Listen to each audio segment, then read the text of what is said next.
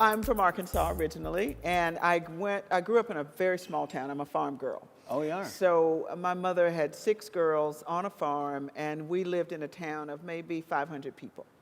And so my elementary school was Moro, M-O-R-O, elementary school. And my mother still lives there, by the way, on our farm. I just came back from a wonderful Mother's Day weekend with my family.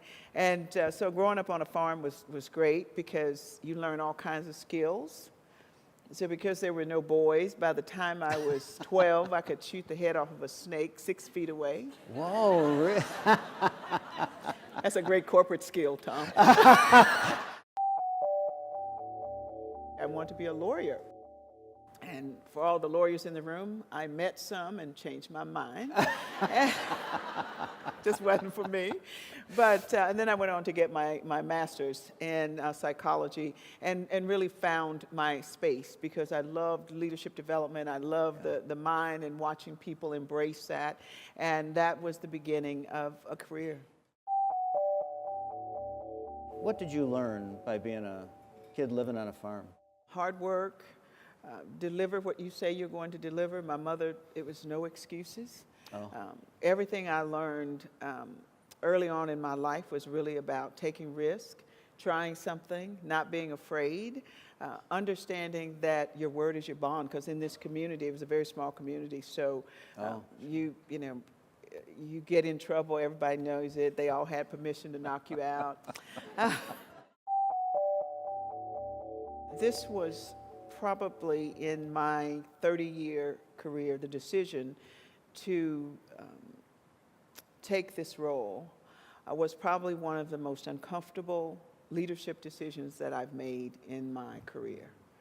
And it was, it created absolute disruption in my life, in the life of the people who were in my company and around me personally.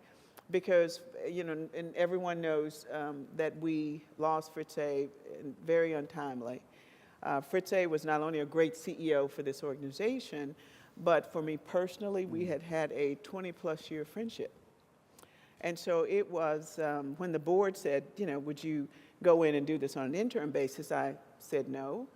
And our past chair was very convincing. And so I said, okay, but just, you know, I'll just do it on this temporary basis and help out as an executive consultant.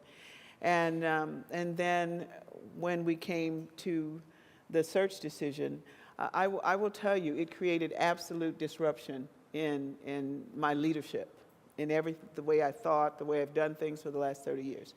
And the only way that I can describe it to you, Kevin, and I think it's a great lesson for all of us from a leadership perspective.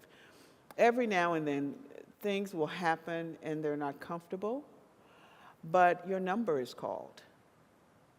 And in this case, I truly felt my number had been called. It was the right thing at the right time for a great group of people in the organization, for an absolute fantastic board, and for an industry. And so my number was called.